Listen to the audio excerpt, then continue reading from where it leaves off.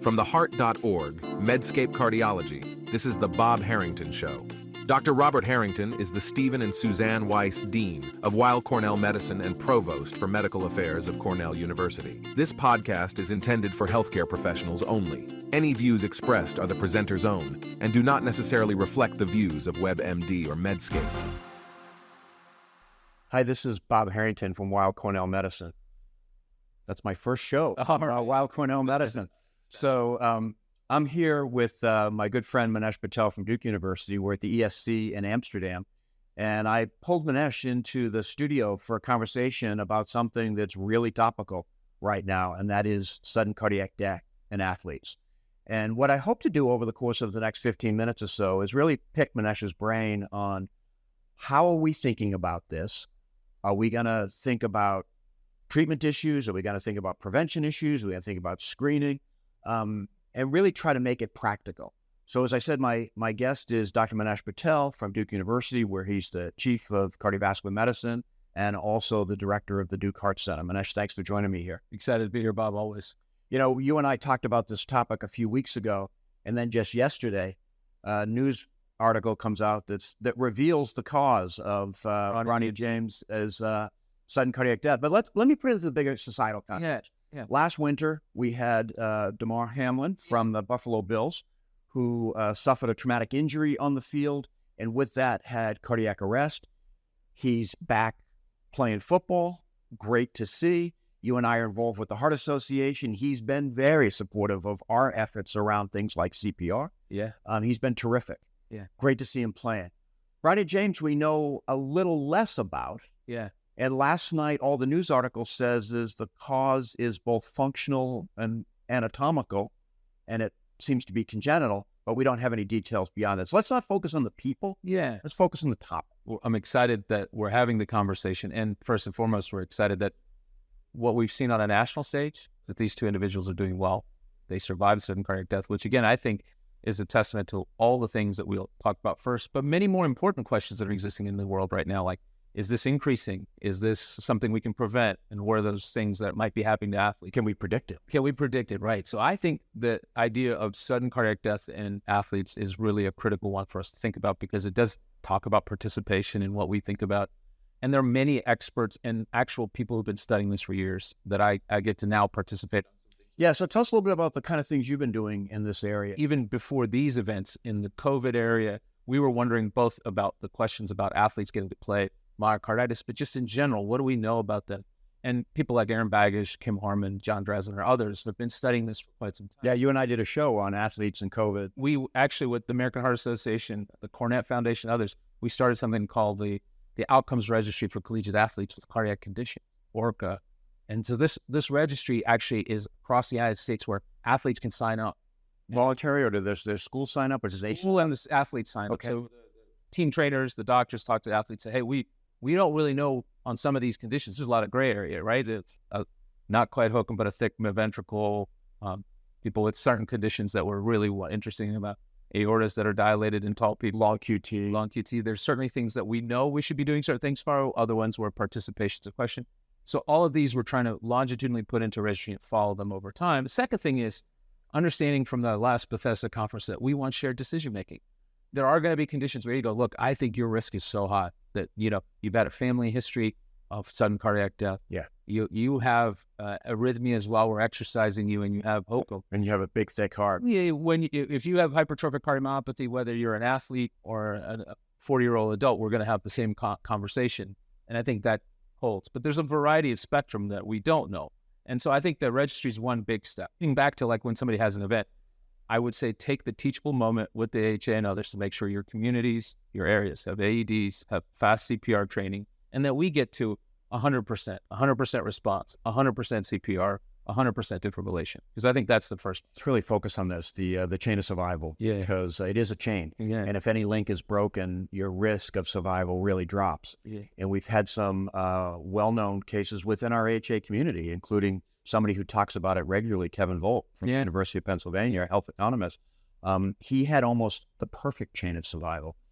Had sudden cardiac death in a restaurant, immediately observed, CPR started, EMTs called, AED on the scene. I mean, impressive.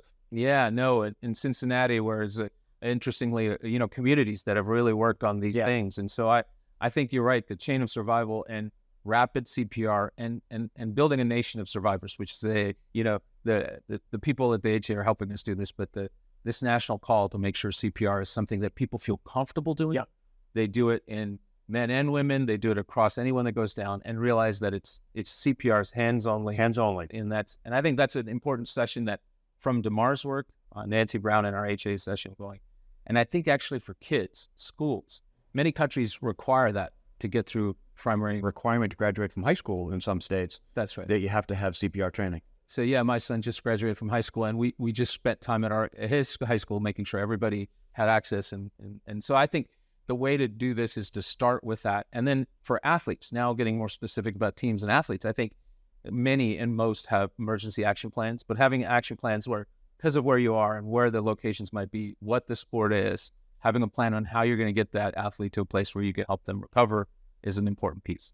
From there, I think the conversation for us really is a lot about what can we do as a society and as a country to answer some critical questions, and some that are existing. I think in real world questions that people are asking, they're saying, well, we had COVID and we're hearing these cases. Is this going up? Right. Is it going down? Are these related? And soon, hopefully in publication, we'll see that the same group I talked about and others actually working with the NCAA has looked at all the deaths that they've observed in the NC2A Division I athletes over 20 years, including the sudden cardiac deaths. I won't share the results because the publication's not out, but I think that's the kind of important information that'll help us understand, are these rates going up or down? What's associated with that risk? Yeah. Because then we can start getting at, is it something that when we're doing assessment for suitability for sports, are there risk factors that should warrant more investigation? Yeah, so much like the field of cardiology, we haven't had enough evidence base or the right technologies, or let's say the studies to say, here's how we should do screening or not screening across a broad, again, variation. Some countries where anyone participating is going to get an EKG and an echo.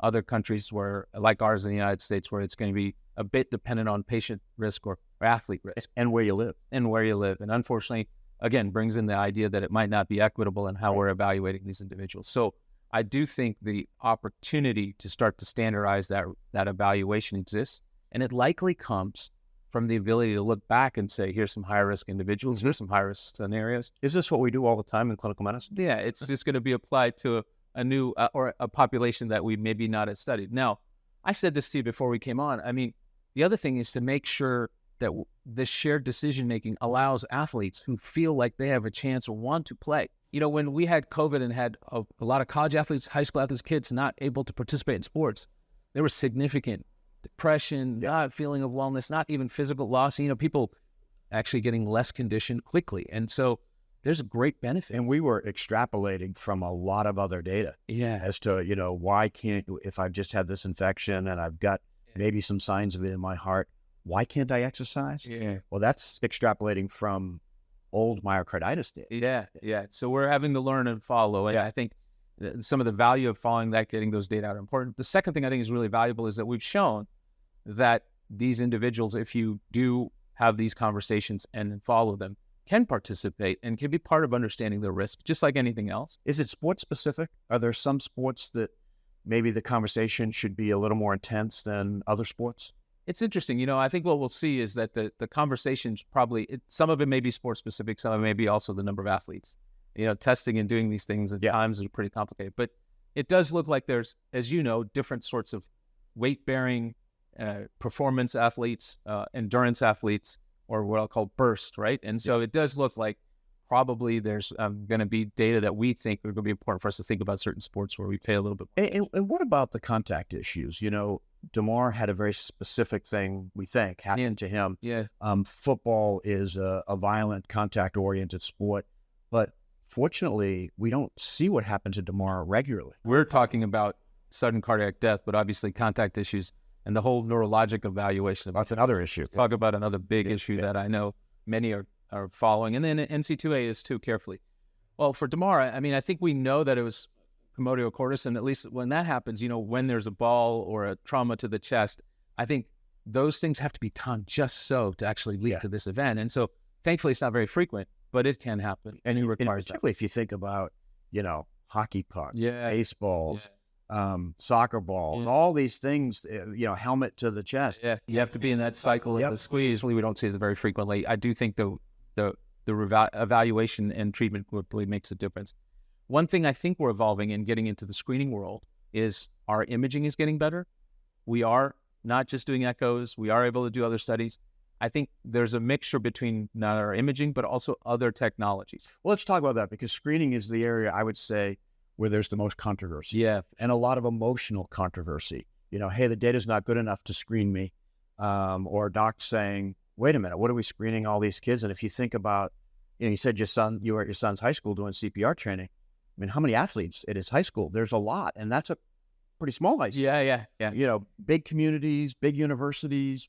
The professional sports can afford it. Yeah. But should we be doing this at the community level? Well, there have been some data as people have done. The Italian group in Italy has done standard screening for some time, and it's shown us that if you did echoes in a lot of individuals, you do find some cases that are hypertrophic cardiomyopathy or pathology.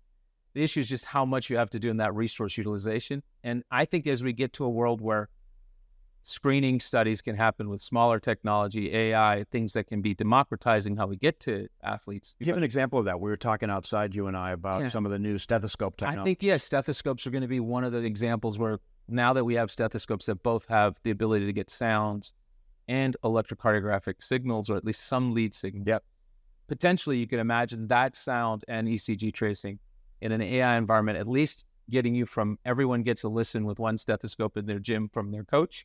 It goes to the cloud, to when there's enough questions about that, now these are the ones that have to go into that. Now, that's a big study, has to be carried out. I'm not by any way saying they should do that. But the technology is coming. Right. We start to see that the world of our ability to rapidly do something with something at meeting our athletes or our patients where they are will happen faster.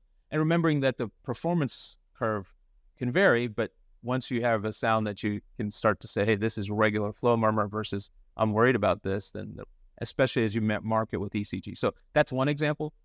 Smaller imaging, that's another example. Many years EKGs have been talked about. There's entire courses and others that we run looking at EKGs today.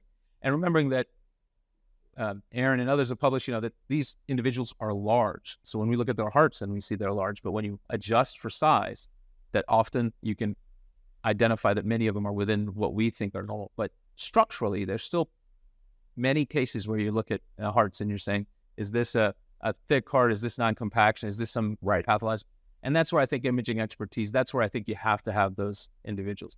I'm not advocating screening. I'm advocating studying that we should be thinking about the population. I don't see a world where we don't eventually start to really look to prevent those. Right. Whether it's understanding that there are certain risk factors associated with this and we have to dedicate screening resources to those individuals, or if we want to do more broadly on the population level to understand this with deeper dives into certain individuals, we've got to study it. Some of the experts in sports medicine, sports cardiology have been collecting some of these data for a while.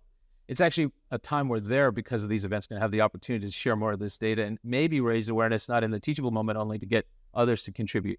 Because I do believe long-term there's an opportunity. And we've seen that, right? We see that the rates, unfortunately, even for marathon runners, where people unfortunately have events that seem to be higher. And we've seen the studies where we see troponin leaks in these individuals or evidence that there's some effect in the heart on these events. We want people to be able to be long-term healthy. And so that's obviously a thing. So a lot of work needs to be done. We talked about, with regard to screening, we've talked about CPR.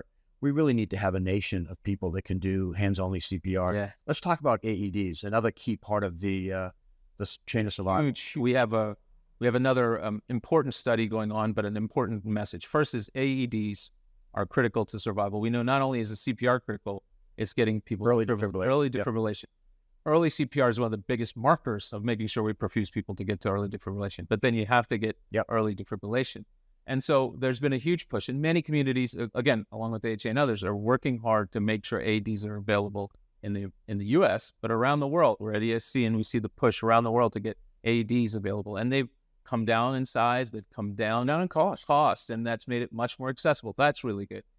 But they're still not always there, right? And we've seen really interesting randomized studies where we've seen people in some of the European countries saying, well, we'll have certain areas just because of the locations where bystanders will help get an AED there versus randomizing to the EMS truck. And they seem better in some of those variations.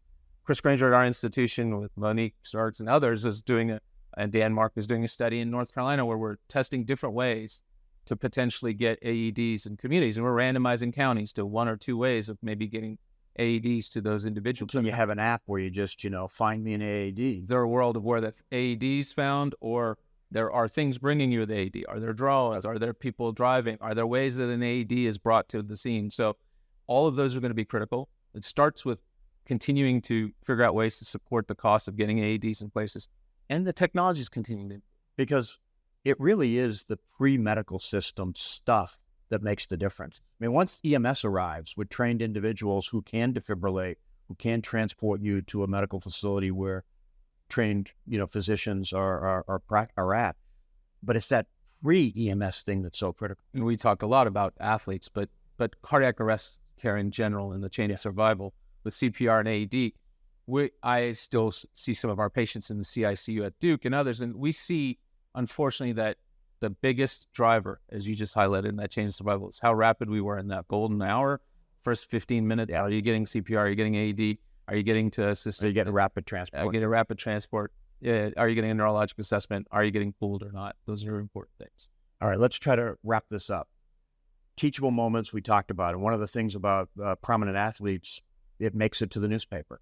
And then it raises the awareness for the rest of us. So there is a drawing inference from a small group of cases to the broader societal issue. So that's an important topic. We've talked about possible screening options, identifying at-risk individuals, high-risk individuals. A lot of work, a lot of data has already been accumulated, but more work to be done. And we focused a lot on how do we use those teachable moments to really influence the chain of survival, not just for athletes, but for society at large. And I love your point about the Bethesda conference on shared decision-making, because like everything else we do, you have to have that two-way conversation. What is the athlete's goals and hopes and aspirations? Yeah, and that group of experts, in addition to shared decision-making, gave us a whole list of conditions we'd be aware of and sort of the cut points of where we think normal and not normal lives for athletes. So I think that's used by many. The last piece I'll just say is, and this is, I think, in line with you, is can we build our systems to make research happen faster for the individuals? These athletes are at colleges that are obviously doing a lot to make sure they're okay. And the team of people that are helping with this registry and others are going to continue to work to say, can we engage them as citizen participants and scientists with us to say what matters? Because I think athletes are going to become some of our best advocates for why you want to know about yourself to perform this best. Of the concept of the citizen scientist, that we all have an obligation to contribute to the evidence base because we all want to use that evidence. Yeah, absolutely. So this has been a terrific conversation. I've been joined by my good friend, Dr. Manesh Patel from Duke University. I hope you've enjoyed our discussion here at ESC, taking a little break from the science going on around us to talk about sudden cardiac death in athletes. That really does have implications for broader societal concepts. So thanks for joining us here on the Heart.org and Medscape Cardiology from Amsterdam.